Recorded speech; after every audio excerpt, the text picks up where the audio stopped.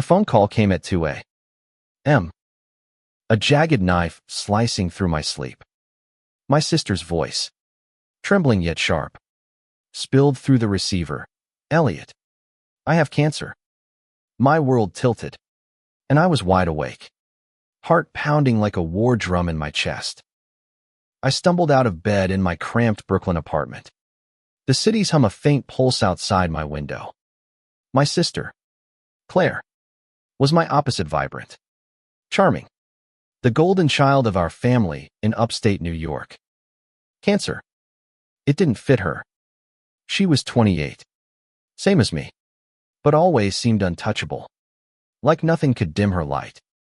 I threw on a hoodie, already dialing for a train ticket home. I had to see her, to hold her hand, to make sense of this nightmare. By noon, I was back in our childhood home in Rochester, the air thick with the scent of Mom's lavender candles. Claire sat on the couch, pale but composed, her auburn hair tied back loosely. Mom and Dad flanked her like sentinels, their faces carved with worry. It's stage 3, Claire said softly, her eyes flicking to mine before dropping to the floor. Lymphoma. I didn't want to tell anyone until I was sure. I knelt beside her, searching her face for the sister I'd grown up with, the one who'd sneak me extra cookies, who'd laugh until she cried at my terrible jokes. We'll get through this, I promised, my voice thick. Whatever it takes. She nodded, but something in her gaze felt off, like a note played slightly out of tune. I brushed it aside. Grief does that, I thought. It distorts. The next few days were a blur of hospital visits and hushed conversations. Claire's diagnosis consumed the family. Mom set up a crowdfunding page, help Claire fight cancer, and donations poured in. Neighbors, old classmates, even strangers moved by her story. I watched the numbers climb past $10, 000, then $20, 000. My chest tight with gratitude and dread. I offered to take leave from my graphic design job to help, but Claire insisted I stay out of it. Focus on your life, Elliot, she said, her smile brittle. I've got this. But I couldn't stay out of it. She was my sister. I started noticing small things. At first, she never seemed tired after her chemo appointments. Her hair stayed perfect. No thinning. No clumps on her pillow. Once, I caught her slipping a pill bottle into her bag. But when I asked, she snapped.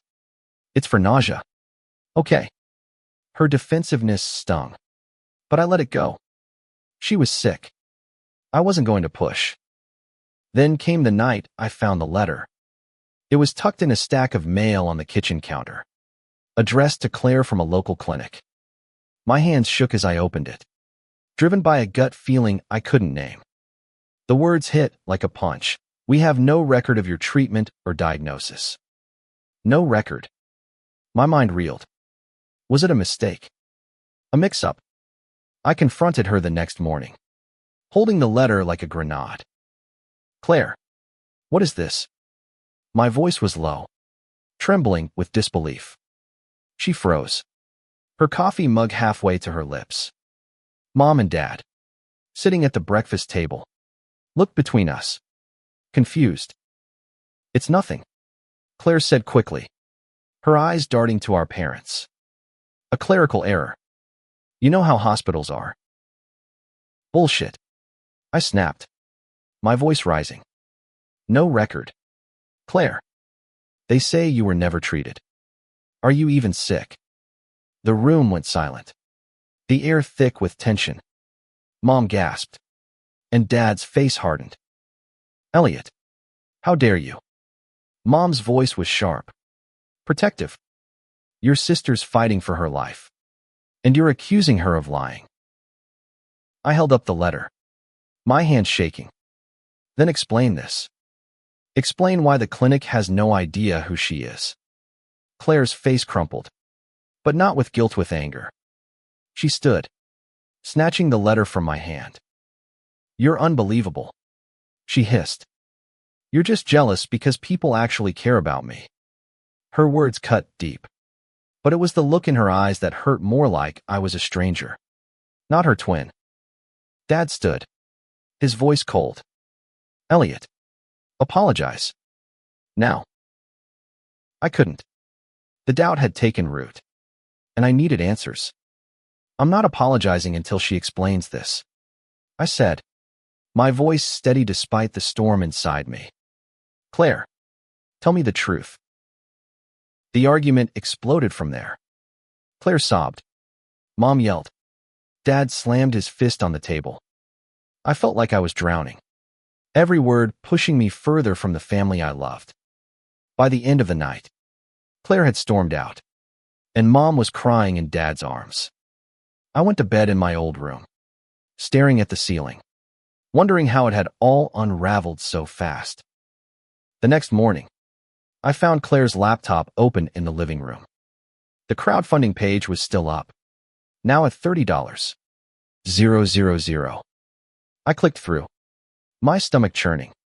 The comments were full of love prayers, well wishes, promises to keep donating. But something else caught my eye, a bank statement tab open in the background. I clicked it, my heart racing. The account was Claire's, and the balance was $28. 000. Almost the exact amount from the fundraiser. My breath caught. Was she stealing it? Using her cancer to scam people? I wanted to be wrong, but the pieces were falling into place. I took a screenshot, my hands trembling, and sent it to my email. I needed proof before I confronted her again. But as I closed the laptop, I heard footsteps behind me. What the hell are you doing? Claire's voice was venomous. I turned, and there she was, her face twisted with fury. I'm trying to understand, I said, my voice shaking. Claire, are you lying about being sick? Are you taking this money? Her eyes widened, and for a split second, I saw panic. Then she laughed a cold, bitter sound. You're pathetic, she spat. Always playing the victim. You think you're so much better than me, don't you? Claire, this isn't about me, I said, stepping closer. If you're lying, people deserve to know. I deserve to know. She shoved past me, grabbing her laptop. Stay out of my life. Elliot, she said, her voice low and dangerous. You're not welcome here anymore. I stood there, stunned, as she stormed out. The house felt emptier than ever, and I knew things would never be the same. But I wasn't done. I couldn't let this go on it for me. Not for the people who'd trusted her.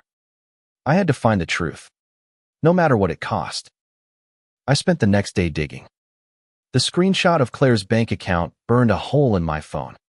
But it wasn't enough. I needed more, something undeniable. I called the clinic from the letter, my voice steady despite the knot in my chest. The receptionist confirmed it. No patient named Claire Thompson had ever been treated there. I asked about lymphoma, chemo, anything. Nothing. My sister's story was unraveling, and every thread I pulled made me feel sicker. Back at the house, Mom and Dad were distant, their eyes avoiding mine. I tried to talk to them, to show them the letter, but Mom cut me off. Elliot, stop this, she said, her voice brittle. You're tearing this family apart.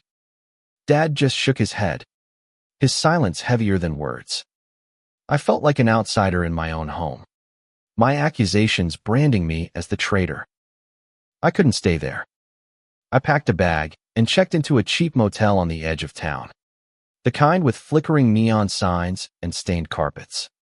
Sitting on the lumpy bed, I opened my laptop and started searching. Claire's social media was a shrine to her battle.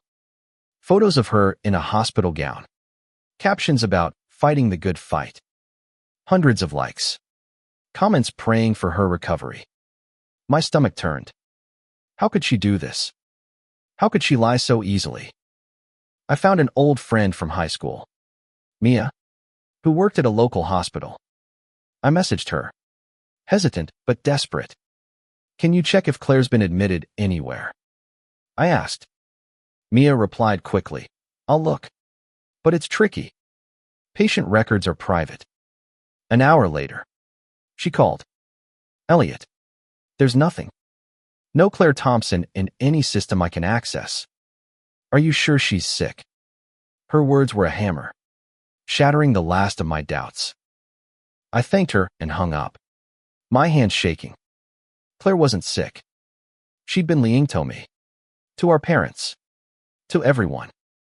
The crowdfunding money, the sympathy, the attention, it was all a performance. I felt betrayed.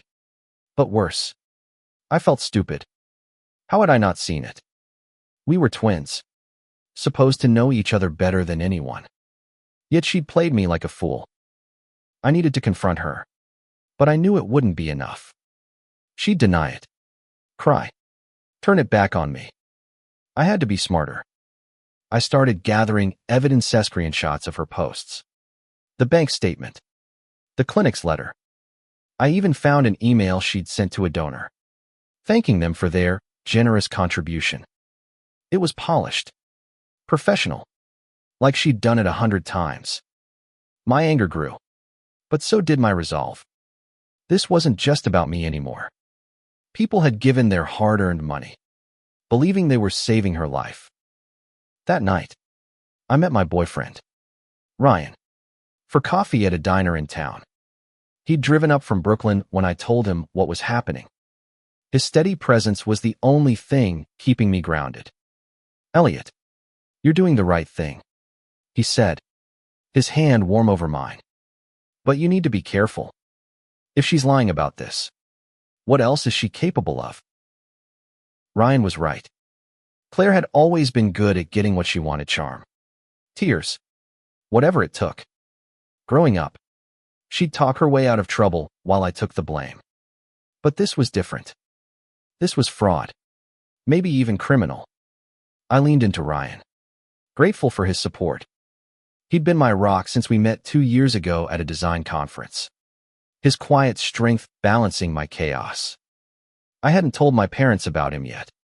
I wanted to, but the timing was never right. Now, with Claire's lie consuming everything, it felt impossible. The next morning, I went back to the house.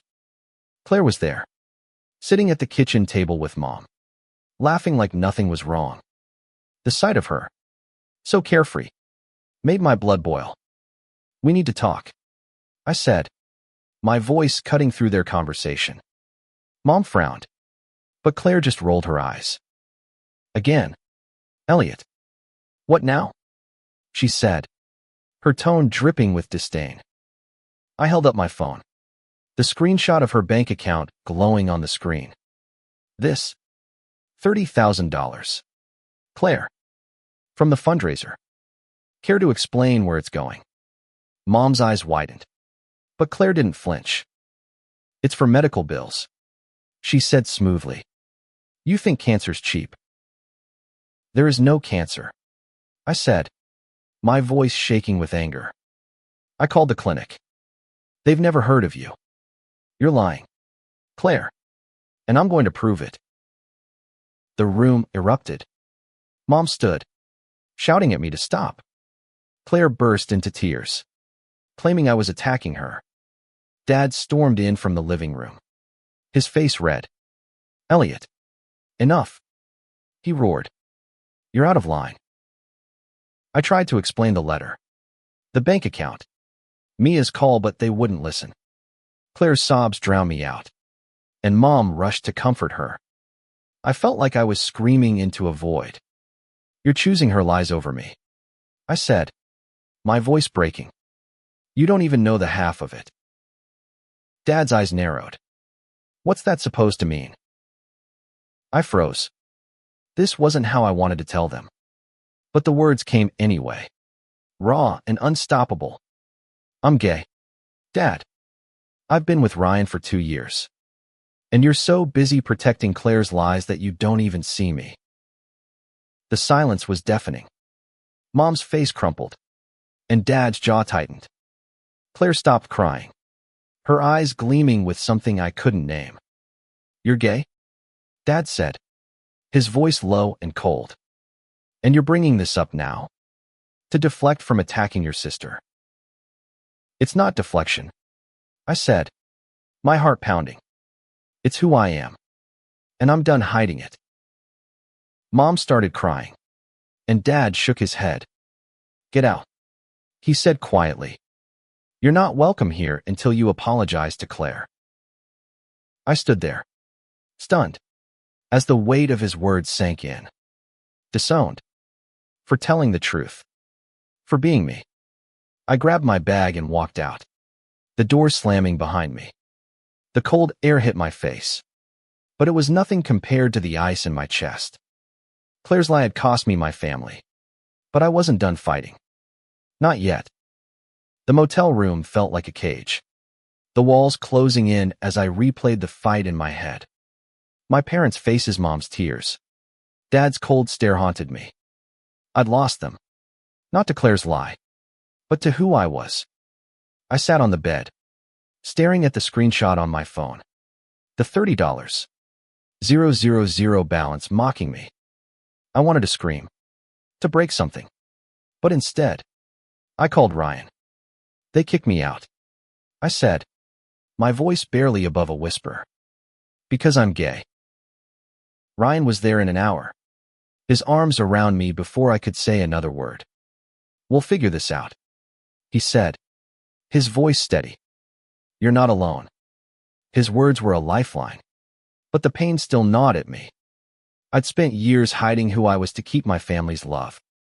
Now, I'd lost it anyway. I showed Ryan the evidence, the letter, the screenshot, Mia's message. His jaw tightened as he read. "This is fraud, Elliot," he said. "She's stealing from people who think she's dying. We need to go to the police." I hesitated. Claire was my sister, my twin. Exposing her would destroy her, maybe our whole family. But Ryan was right. This wasn't just about me anymore. People deserved the truth. The next day, I went to the police station, my stomach in knots. The officer, a kind-faced woman named Martinez, listened as I laid out everything. I showed her the documents, my voice shaking as I explained Claire's crowdfunding page, the fake hospital posts, the bank account. Martinez nodded, taking notes. "This is serious," she said. "If she's misrepresenting a medical condition for financial gain, that's fraud. We'll need more evidence, but we can start an investigation." I left the station feeling lighter but terrified. What if Claire found out? What if she turned it back on me? I drove to a coffee shop to clear my head, scrolling through Claire's crowdfunding page again. The donations were still climbing $35,000 now. I noticed a new post, a photo of Claire in a hospital bed, and 4 in her arm. The caption read, "Chemo's rough, but I'm fighting. Thank you for your support." My blood ran cold. She was still lying, still playing the victim. I called Mia again, desperate for more proof. "Can you check if that hospital photo is real?" I asked. She agreed to dig deeper, promising to call if she found anything. An hour later, she did. "Elliot, that photo's from a stock image site," she said. "It's not her. The 4, the bidets, all fake." She sent me the link, and there it was, the exact image, available for purchase online. My hands shook as I saved it. This was its smoking gun. I went back to the motel, my mind racing. I wanted to confront Claire, to shove the evidence in her face. But Ryan stopped me. "Not yet," he said. "Let the police handle it. You've done enough." But doing enough felt like giving up. I couldn't just sit there while Claire kept lying, kept hurting people. I decided to reach out to one of the donors, a woman named Sarah who'd given $1,000. I found her email on the crowdfunding page and sent a careful message, asking if she'd been in touch with Claire directly. Sarah replied within hours. I met her at a fundraiser. She wrote. She seemed so brave. Why do you ask? I hesitated, then told her the truth, attaching the clinic's letter and the stock photo. Sarah's response was immediate. Oh my God. I trusted her. We all did. She promised to spread the word, to warn other donors. I felt a flicker of hope, but also dread. This was getting bigger than I'd expected. That night, I got a call from Mom. Her voice was raw, like she'd been crying. Elliot, why are you doing this? She asked. Claire says you're spreading lies, trying to ruin her. How could you? I tried to explain the evidence, the fraud, but she cut me off. You're breaking my heart, she said. I don't know who you are anymore. She hung up, and I sat there, numb. My own mother thought I was the monster. Ryan held me as I cried, his arms the only thing keeping me together. They'll see the truth eventually, he said. You're doing this because you love them.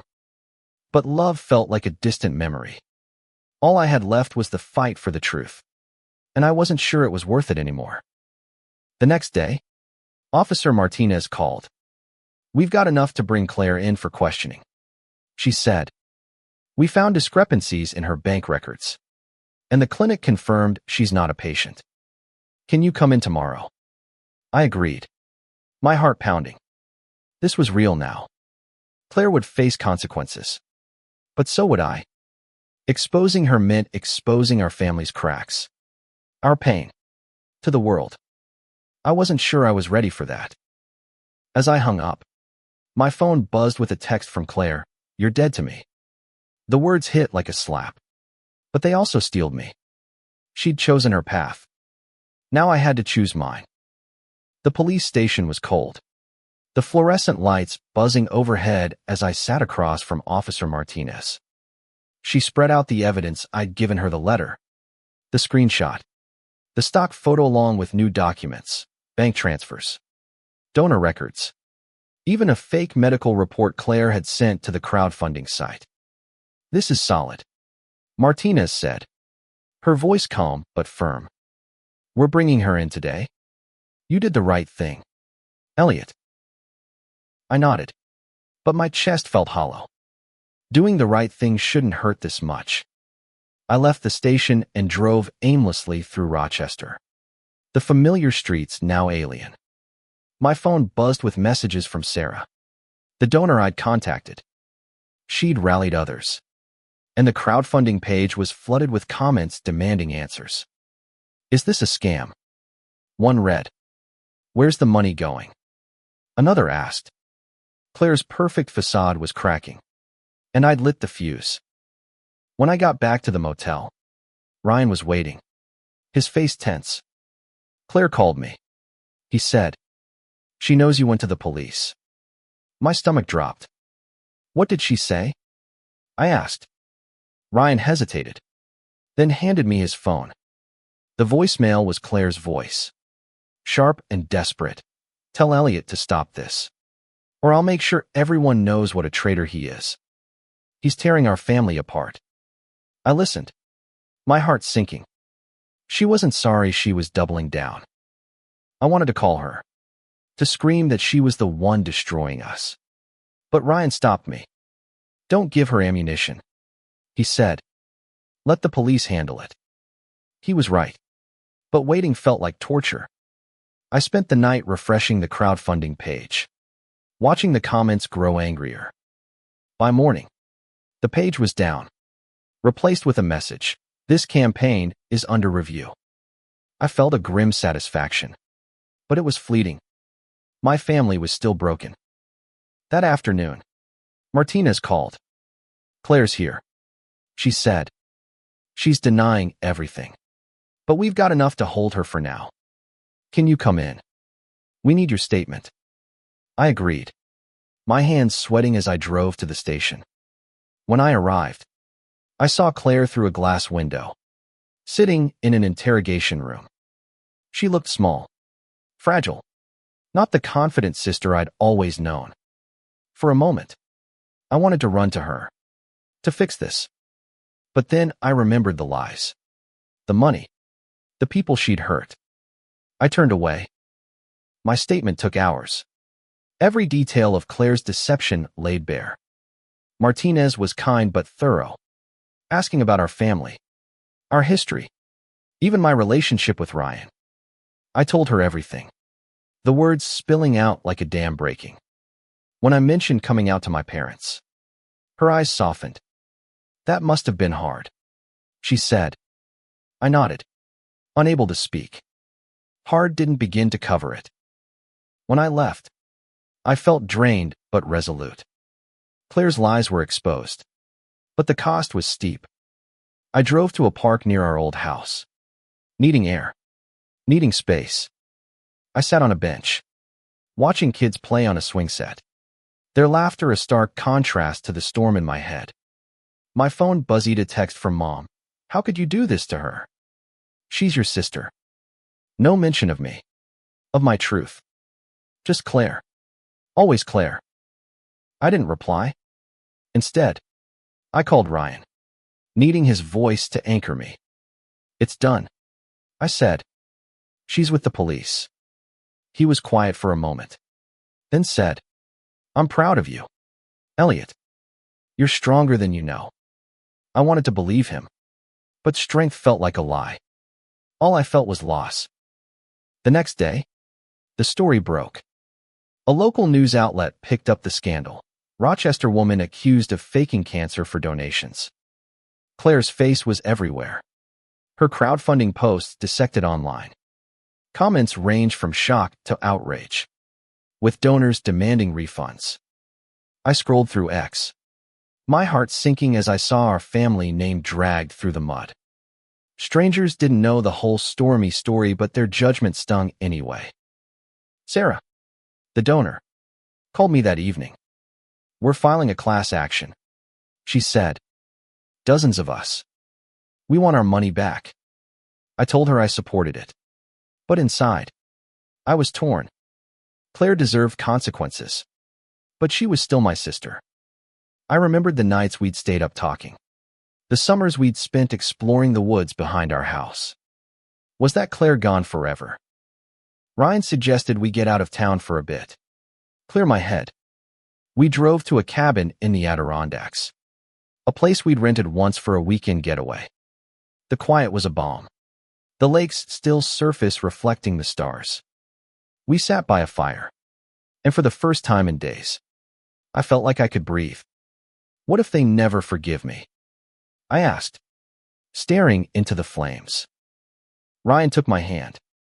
Then you build a new family, he said, one that loves you for you.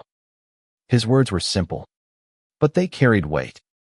I leaned against him, grateful for his steadiness.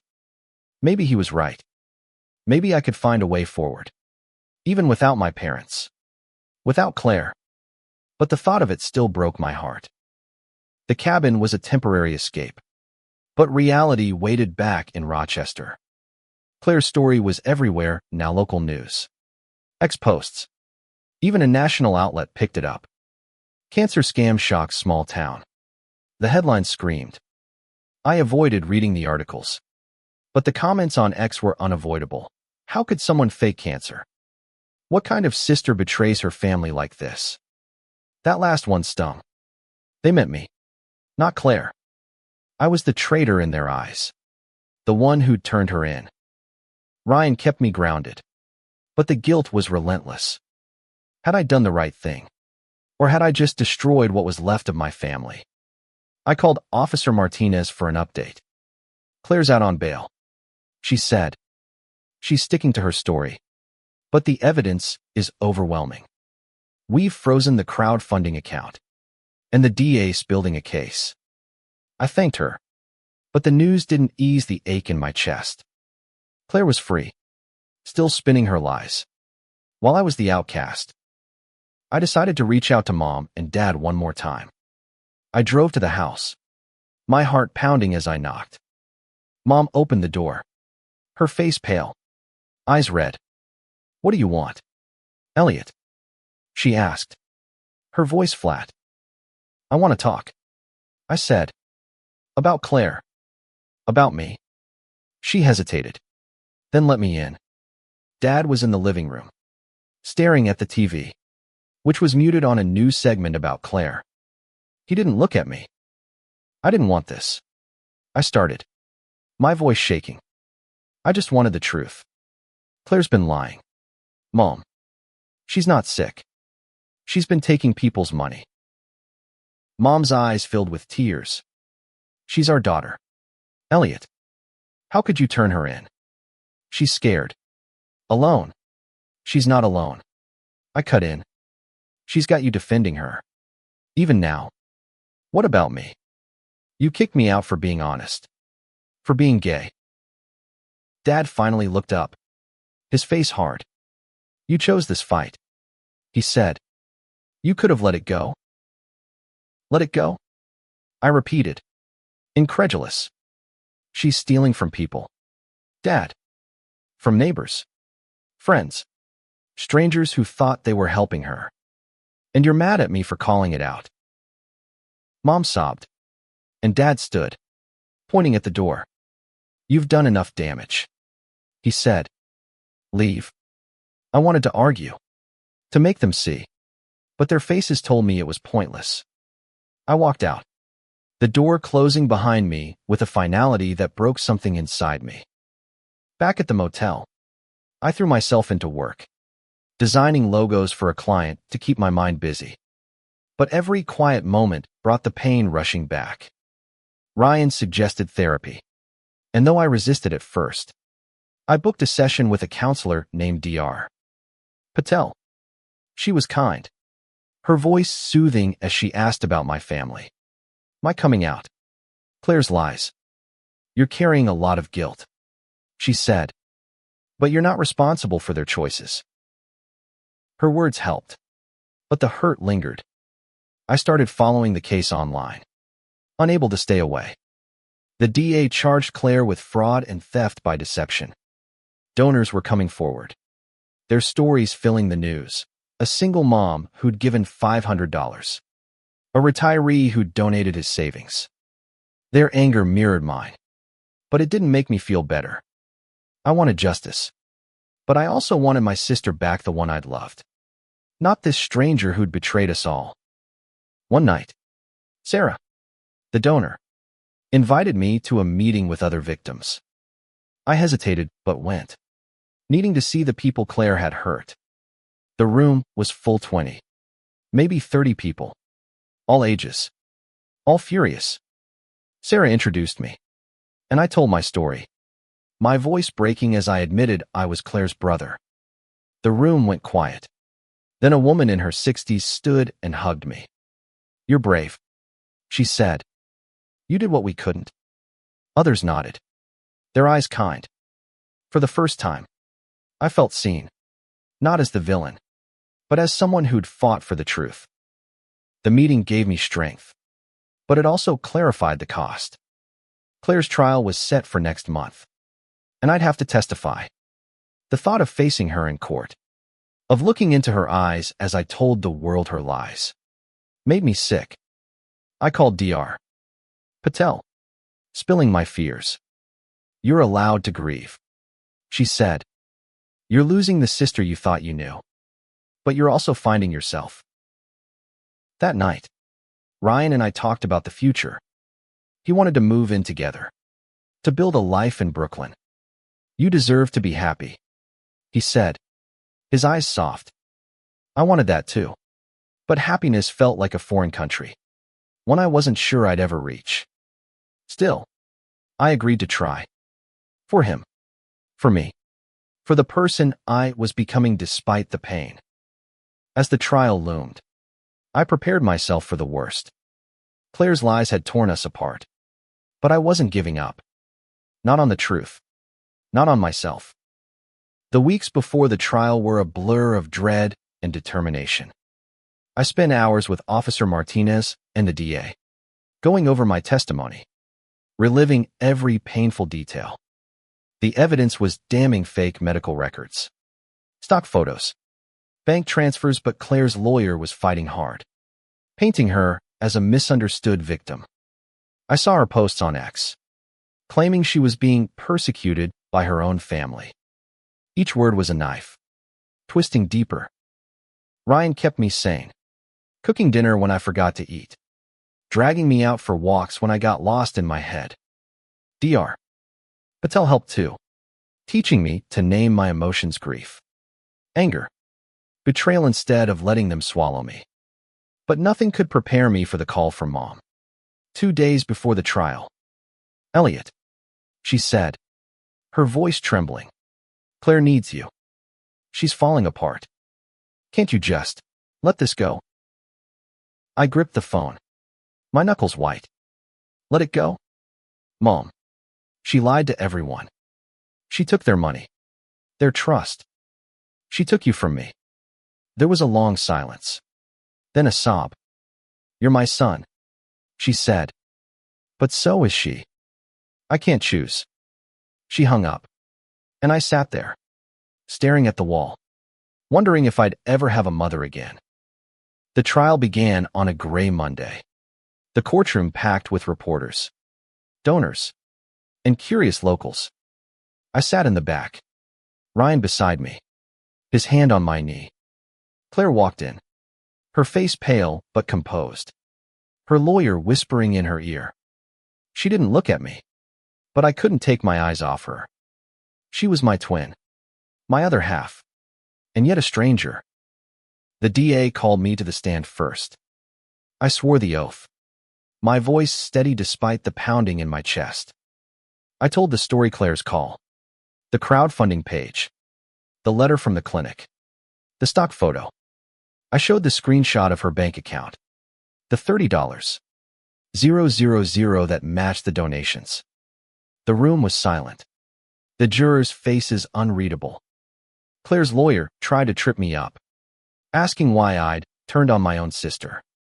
I looked at Claire, her eyes fixed on the table, and said, "Because the truth matters. She hurt people. I couldn't stay silent." When I stepped down, my legs shook, but Ryan's proud smile steadied me. The DA called other witnesses: Sarah, the single mom, the retiree, all telling similar stories of trust betrayed. The evidence piled up, each piece a brick in the wall against Claire. Her lawyer argued she'd been desperate, that mental health issues drove her to lie. I wanted to believe it, to find some excuse for her. But the stock photos, the calculated emails, told a different story. Claire took the stand on the third day. She looked fragile, her voice soft as she spun a tale of fear and desperation. "I didn't mean to hurt anyone," she said, tears streaming down her face. "I was scared, overwhelmed. I just needed help." The jurors leaned forward, some nodding. She was good, always had been. But then the DA cross-examined, holding up the fake medical report, the stock photo. "Did you need help when you bought a $2,000 handbag last month?" he asked. Claire's face crumpled, and for the first time, I saw her mask slip. The trial lasted 5 days. The jury deliberated for 6 hours before returning a verdict: guilty on all counts: fraud, theft by deception, and forgery. Claire sobbed as the judge sentenced her to 3 years in prison and ordered her to repay every cent. I watched, numb, as they led her away. She didn't look at me, not once. Outside the courtroom, reporters swarmed. I slipped out a side door with Ryan, avoiding their questions. Sarah found me, her face a mix of relief and exhaustion. "Thank you," she said, hugging me. "You gave us our voice." I nodded, but the victory felt hollow. I'd won justice, but lost my family. That night, Ryan and I went back to the cabin. We sat by the lake, the silence heavy but comforting. "What now?" I asked, my voice barely audible. Ryan took my hand. Now you live, he said. For you, not for them. I leaned against him, tears falling. He was right. But living felt like a betrayal when my family was gone. The next day, I got an email from Mom. It was short. Just a few lines. I'm sorry. Elliot. I need time. Please don't call. It wasn't much, but it was something to crack in the wall between us. I didn't reply, but I saved the email. A small spark of hope in the darkness. Dr. Patel's words echoed in my mind. You're finding yourself. Maybe I was. But the road ahead was long, and I wasn't sure where it led. The weeks after the trial were a strange limbo. Claire was in prison, the crowdfunding money frozen for restitution, and the media frenzy had died down, leaving me to pick up the pieces of my life. I moved back to Brooklyn with Ryan, our small apartment a sanctuary from the chaos. But the silence from my parents was deafening. Mom's email lingered in my inbox, a fragile thread I didn't know how to pull. I threw myself into work, taking on extra freelance projects to keep busy. Designing logos and websites was easier than facing the void where my family used to be. Ryan noticed. Of course. You can't outrun this, he said one night, setting a mug of tea in front of me. Talk to me, Elliot. I tried, but the words felt heavy, like stones in my throat. How do you mourn a family that's still alive? Dr. Patel helped me unpack it. You're grieving a version of them that may never have existed, she said. The family you wanted, not the one you had. It hurt to hear, but it rang true. I'd spent years chasing their approval, hiding who I was to fit their mold. Coming out had broken that mold, and Claire's lies had shattered what was left. One evening, I got a call from Sarah. We're having a vigil, she said, for the donors. To heal. Will you come? I hesitated, but Ryan urged me to go. You need this, he said. Closure. So I went. Back to Rochester. To a community center packed with familiar faces donors. Neighbors. Even Mia. They shared stories of betrayal, but also of hope, of coming together. I spoke last, my voice shaky but clear. I lost my sister, I said, but I found you, and that means something. The room applauded, and for the first time, I felt like I wasn't alone. After the vigil, Mia pulled me aside. Your mom was here, she said quietly. She didn't stay, but she was listening. My heart skipped. Mom had come. I wanted to chase after her, but Mia shook her head. Give her time, Elliot. She's hurting too. I nodded, clinging to the hope that time might mend what words couldn't. Back in Brooklyn, I started writing. Not designs, but a journal every memory, every pain, every hope. Dr. Patel suggested it, and though I rolled my eyes at first, it became a release. I wrote about Claire, our childhood, the way she'd shine at everything while I faded into the background. I wrote about coming out, the fear and freedom of it. And I wrote about Ryan, the man who'd stayed through it all. One night, Ryan found me crying over the journal. What's this? He asked, reading a page. I'd written about our first date, how his laugh had made me forget the world. He smiled, pulling me close. You're going to be okay, he said. We're going to be okay. For the first time, I believed him. A month later, I got a letter, not an email, but actual mail, postmarked from Rochester. It was from Mom. My hands shook as I opened it. Elliot, it read. I've been wrong. About Claire. About you. I'm trying to understand. Can we talk? No apologies. No promises. But it was enough. I called her that night, and we talked for hours about Claire. About me. About Ryan. She cried. I cried. And though we didn't fix everything, we started. Dad was harder. He sent a text a week later. I'm not ready. But I'm thinking.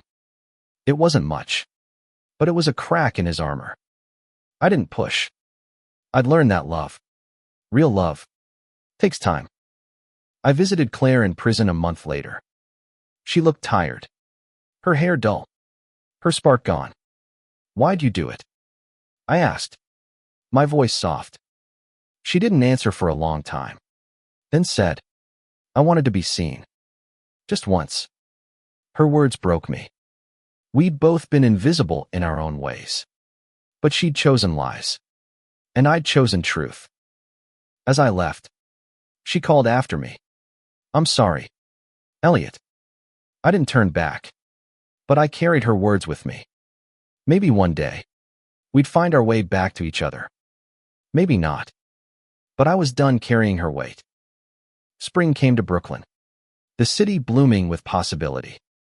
Ryan and I moved into a bigger apartment, one with a tiny balcony where we'd drink coffee and watch the sunrise. It wasn't perfect, but it was ours. I kept writing. My journal now a stack of notebooks.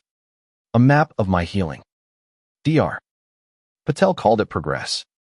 I called it survival. Mom and I talked weekly now. Tentative, but steady. She was seeing a therapist too, grappling with Claire's betrayal and her own mistakes. I didn't know how to love you both, she admitted once, her voice breaking. I'm learning. Dad was slower, but he called sometimes, asking about my work, avoiding the deeper stuff. It was enough for now. Claire's sentence was reduced for good behavior, and she'd be out in a year. She wrote me a letter, longer than Mom's, filled with apologies and excuses. I was jealous. She wrote, You were always so, you. I wanted to be enough. I didn't write back. Not yet. Forgiveness was a road I wasn't ready to travel. But I kept her letter, tucked in my journal. The donors got most of their money back, thanks to the DA's work. Sarah started a support group, and I joined sometimes, sharing my story, listening to theirs. It wasn't just about Claire Anna Marie, it was about trust, about rebuilding. I found purpose there, a community that saw me, not as Claire's brother or the gay son, but as Elliot. Ryan proposed one evening, out of nowhere, on our balcony. No ring, just his hand in mine, his eyes bright. Marry me, he said. Let's build something real. I said yes, laughing through tears. And we planned a small wedding for the fall. Mom promised to come. Dad said he'd try. It wasn't the family I dreamed of, but it was the one I had. I started a blog, sharing my story anonymously at first, then under my name. My sister lied about cancer went viral, not for the scandal, but for the truth it carried about love, betrayal, and choosing yourself. Readers reached out, sharing their own stories of family, of secrets, of healing. I answered every one, finding strength in their words. One night, I sat on the balcony, Ryan asleep inside, and read Claire's letter again. I thought about her, alone in her cell, and me, here, with a life I'd fought for. We'd both been lost, but I'd found my way. I wrote her back, just a few lines. I'm not ready to forgive, but I'm here when you are. I mailed it the next day, a small step towards something I couldn't yet name. The stars were bright that night, the city humming below. I thought about the boy who'd hidden himself, the man who'd fought for truth, and the future I was building. It wasn't easy, but it was mine. And for the first time, that felt like enough.